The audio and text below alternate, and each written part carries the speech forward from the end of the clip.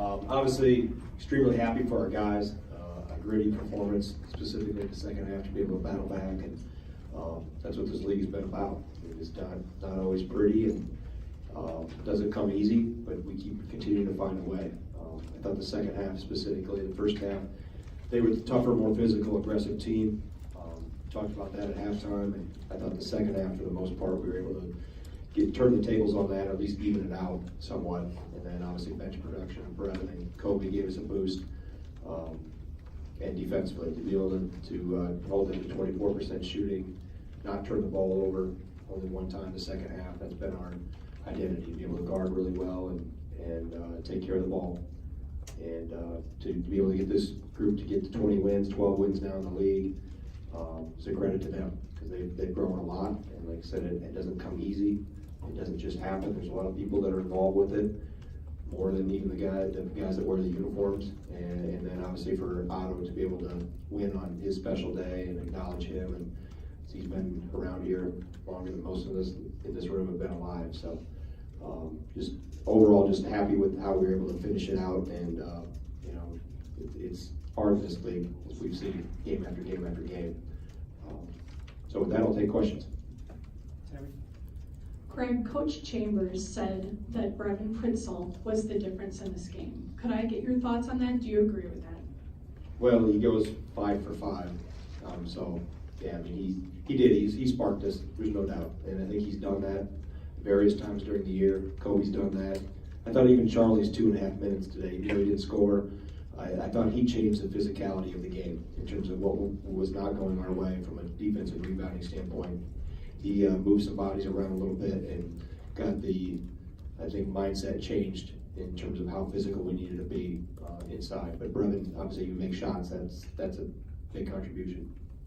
Greg, Chambers also thought that Pritzel fouled to try to get both to the line for 2, but Pritzel said it's the last thing he wanted to do. Can you take us through your defensive strategy in that last sequence? Yeah, we were not fouling. Yeah, we were playing straight out, exchange things like we normally do, take away all the threes, force them to try to get inside the line, but no, there was not. And I talked to the officials about that coming out of the timeout. They asked a lot. They asked that all the time, what are your intents? So we were not fouling at that point, playing it straight out. Jim, Greg, the guys in here before said you were a little more animated than usual at halftime. The main point you're trying to get across was the toughness and to answer with Penn State in that department? Yeah, I think that's a good thing nobody recorded it. But, you know, we needed to bow up a little bit. And we needed to finish better. And we needed to rebound better.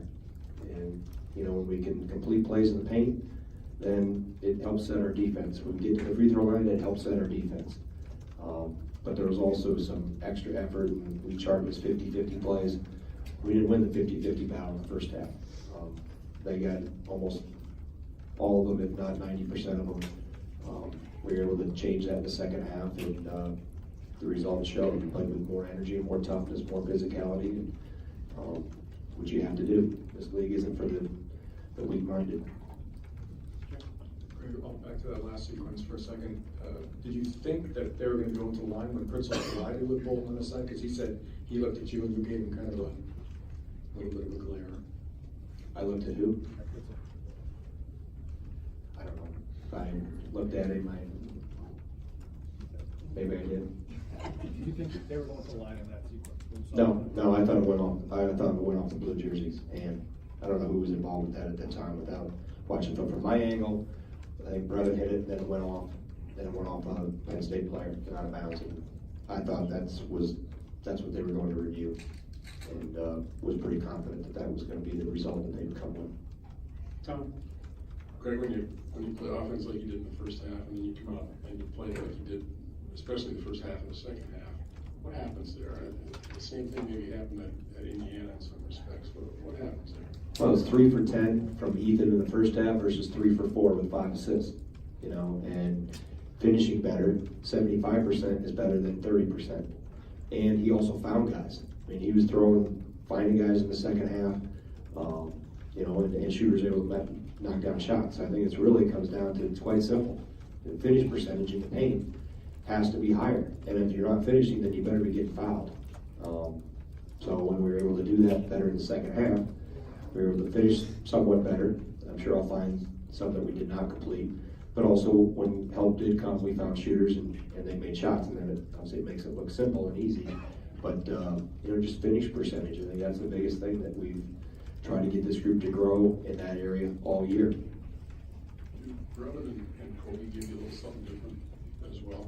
Yeah, Especially the way they're playing they late. do. Yeah, they've definitely, both of them have taken steps forward in terms of maturity and just, I think the trust that the staff has in them for longer stretches has grown. I think Kobe's biggest adjustment has been the defensive end, and we find less lapses. Obviously, Khalil's got a lot of experience, so there's you jockey back and forth sometimes with those two guys. Played Khalil a lot at the 4 tonight with matching up with Stevens, but they both have grown and both have given us, they give us an offensive punch, and you like to have some scores off the bench, but it's not always all about scoring. But both guys have taken steps defensively, Brevin and Kobe, through the year where we can, trust them on the floor. Sometimes it's till I see their tongue hanging out, and I gotta give them a break. Yeah, Greg, I think Khalil against Illinois intercepted an inbounds pass. Today he had that tip off when they were trying to go to Stevens. Is that experience, feel, prep, game preparation, what they might do? Hand-eye coordination too. Yeah, it's experience. I mean, he did it at Maryland or against Maryland in the Big Ten tournament last year. Big play at the end of the game. It's a combination of all the above, Jeff. It's you obviously have to have the quickness to be able to do it, but he's obviously been in a lot of those situations and can anticipate. And we talk about it in the huddle. You come out of those late game special situations. Can you get a deflection? Can you read the eyes and anticipate where it's going to go?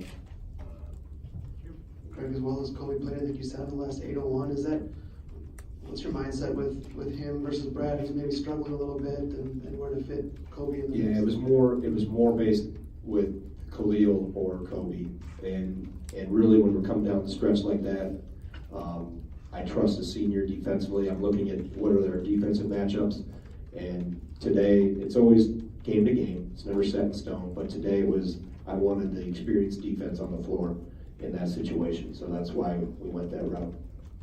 Yeah. Coach, after Ethan got his 4th foul, 5:18 left, he came back like twice briefly. Was that matchup taking away the opportunity to foul him on the line? What was it thinking about that? Well, they played small a lot too with Stevens, so I could only play one of either him or Nate at times together. But then when we come down, we went offense, defense a couple times in that situation as well. So he got his 4th foul, and the 3rd one, I think he needs to make a better decision, not playing a ball 92 feet away, and you put yourself in jeopardy. It hurts the team at that point in time because you got to come out of the game when you get your 4th. So, but them playing Stevens more at the 5, which they've done more since the last time we played them, creates a different matchup, chess match, so to speak, in terms of how you have to guard them with more perimeter people. Anything else for Coach? Okay. All right, thank you. Thanks, Coach.